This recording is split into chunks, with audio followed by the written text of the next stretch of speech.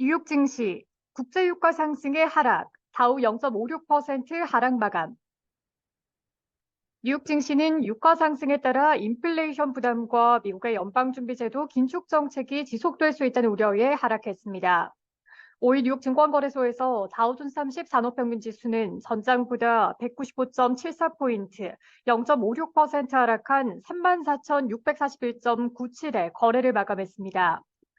스탠더드 앤드 푸어스 S&P 500 지수는 전장보다 18.94포인트, 0.42% 내린 4,496.83에, 나스닥 지수는 전장보다 10.86포인트, 0.08% 내린 14,020.95에 거래를 마쳤습니다.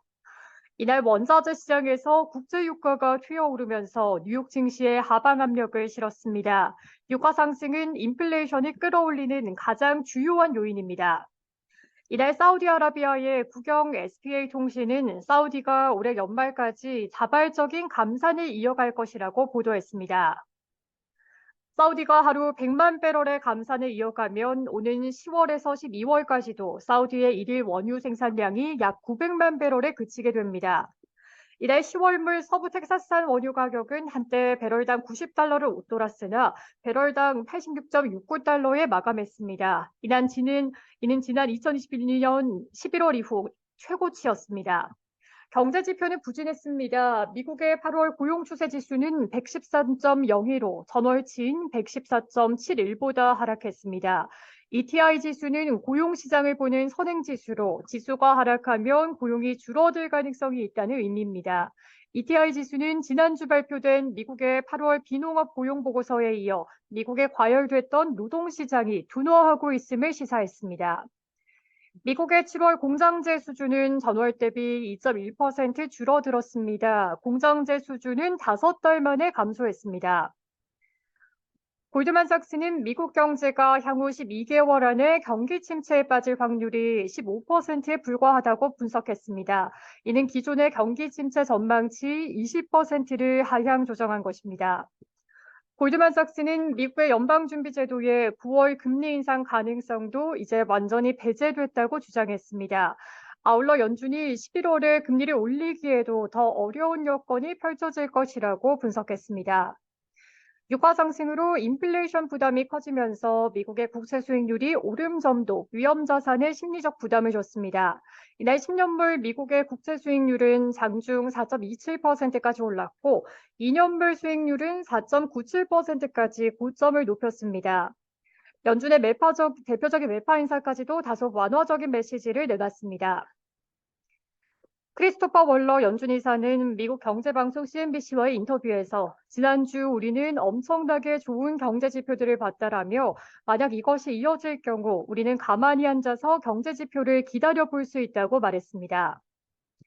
최근 2달 연속으로 물가 상승률이 개선되는 흐름을 보였고 과열된 고용 시장도 완화한 만큼 연준은 조금 더 신중하고 조심스럽게 움직일 수 있는 운신의 폭을 얻었다는 의미로 해석됩니다. 9월은 역사적으로 S&P 500 지수가 1년 중 가장 부진한 평균 수익률을 낸 달입니다. 다만 지난주 뉴욕 증시가 강세를 보였던 만큼 월 초에는 강세 추진력이 이어질 수 있다는 분석도 나왔습니다. LPL 파이낸셜의 수석 기술 전략가는 최근 뉴욕 증시의 강세 모멘텀은 9월 뉴욕 증시가 그렇게 약세를 보이지 않을 수도 있다는 점을 시사한다고 말했습니다. 종목별로 보면 유가 영향을 많이 받는 항공주가 하락세가 컸습니다. 유나이티드 에어라인스와 아메리칸 에어라인스는 각각 2%대 내렸고 델타 에어라인스도 2.5%대 하락했습니다. 사우스웨스트 에어라인스의 주가도 1.5% 하락했습니다. 크루즈 업체인 카니발 역시 유가 상승에 2% 이상 내렸습니다. 테슬라는 4%대 올랐고 메타 플랫폼스와 퀄컴은 1% 정도 올랐습니다. 업종 지수를 보면 에너지와 기술, 통신 관련 지수는 올랐습니다. 반면 금융과 헬스, 산업과 소재, 부동산과 유틸리티 관련 지수는 하락했습니다. 연준은 이날 19일부터 이틀 동안 연방공개시장위원회를 개최합니다. 시카고 상품거래소 패드워치에 따르면 연방기금 금리 선물 시장에서 마감 시점 연준이 9월 회의에서 금리를 동결할 가능성은 93%로 반영됐습니다. 11월 회의까지 금리를 동결할 가능성은 55.5%, 0.25%포인트 인상할 가능성은 41.7%로 예상됐습니다. 시카고 옵션 거래소 변동성 지수는 전장보다 0.19포인트, 1.37% 상승한 14.01에 거래를 마감했습니다.